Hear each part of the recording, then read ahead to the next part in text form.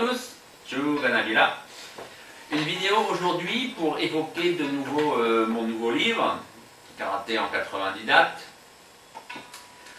pour un peu savoir comment est-ce que je m'y suis pris, qu'est-ce que j'ai fait pour écrire ce livre.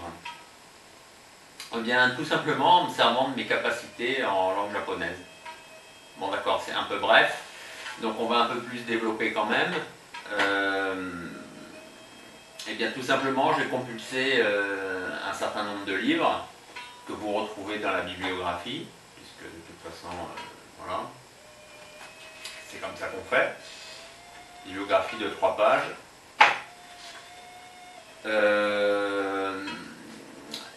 En majorité, pour les ouvrages, pour la partie qui concerne on va dire le début du XXe siècle, là donc c'est en majorité donc les livres, et pour ce qui est les dates plus récentes, c'est la presse okinawanaise.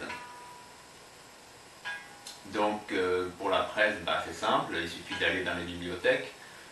Dans mon cas, la bibliothèque de Nara, la bibliothèque d'Okinawa, qui m'ont quand même vu à de nombreuses reprises pendant pas mal de semaines. Les livres, c'est classique, hein, c'est les livres de Funakoshi, c'est le bouquin très important qui compile en fait les entretiens entre Gima Makoto et Fujiwara, qui s'appelle en français, je vais vous le dire parce que j'ai toujours du mal à retenir qu'est-ce que je dis comme traduction, c'est raconter l'histoire du karaté-do moderne. En japonais, Kindai Karate-do no Rekishi o Kataru. Donc ce livre-là m'a été d'un grand secours. Il faut quand même dire, il faut un peu rendre à César ce qu'il y a à César, c'est quand même Tokitsu qui a commencé à en parler fin années 90, début années 2000. Parce que quand même, Tokitsu, en tant que chercheur intellectuel, avait su voir donc, dans cet ouvrage tout ce qu'il y avait à prendre pour justement un peu comprendre comment le karaté s'était constitué à la métropole japonaise vers 1910, fin 1910 et la décennie 1920. Non, il n'y a pas de décennie 1910, que Funakoshi est arrivé en 1922. Donc oui, la décennie 1920 tout court. Et en effet, Gima parle aussi du karaté à Okinawa, là pour le coup, en 1910, dans la décennie 1910.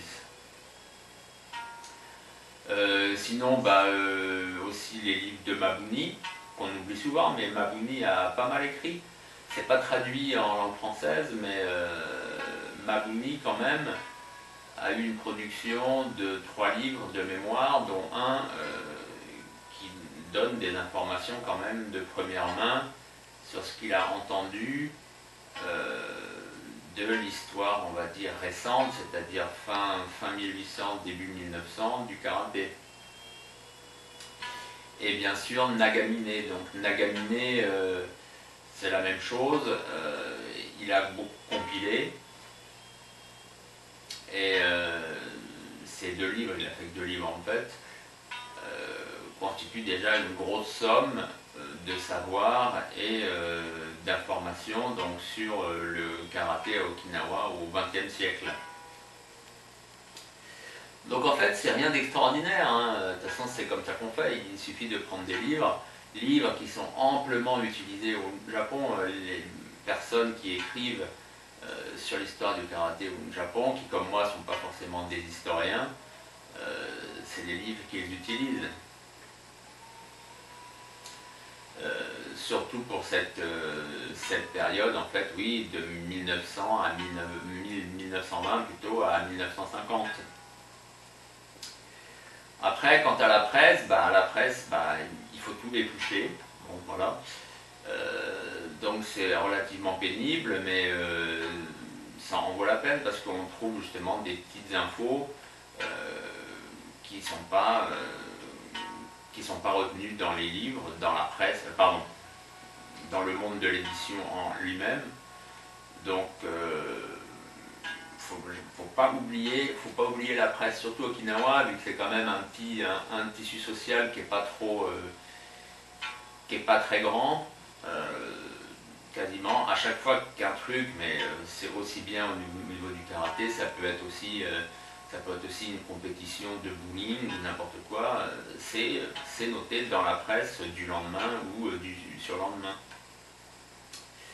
Donc au final, ce petit livre là, qui est donc vendu sur Amazon, ce manuel même en fait, ça constitue une publication, je pense, originale et surtout pratique pour tous les pratiquants, peu importe leur obédience, peu importe le courant auquel ils se rattachent. Et je souhaite vraiment qu'ils en tirent quelque chose pour la compréhension du karaté et tout simplement pour leur culture générale personnelle liée à cet art martial.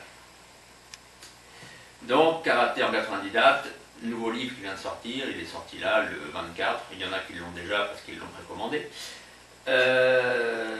Vendu sur Amazon, on espère, en tout cas moi j'espère qu'il plaira à tout le monde, en tout cas ceux qui vont le lire. Et j'en viens maintenant au mot du jour. Mot du jour, donc je prépare mon feutre et ma fameuse ardoise. Il y en a certains qui m'ont fait des commentaires sympathiques sur cette fameuse ardoise, que ça leur rappelait l'école. Le mot du jour, c'est comment est-ce qu'on dit sashimi en okinawanais. Et bien sashimi en okinawanais, en fait je me suis rendu compte que c'était mieux aussi si j'écrivais le mot. Sashimi en okinawanais, c'est ima i you. Je n'étais pas concentré. Voilà. Donc, tout simplement, le sashimi, là, le poisson qui est au plus frais, vu que c'est cru, hein, c'est les lamelles de poisson tranché, et ben c'est le poisson qui vient d'être pêché. Donc là, vous avez le poisson, en okinawanais, you, et ima, c'est comme en japonais, c'est maintenant. Donc c'est le poisson de maintenant, le poisson qui vient d'être pris. Ima, iyu, pour le sashimi. Allez, je vous dis à bientôt.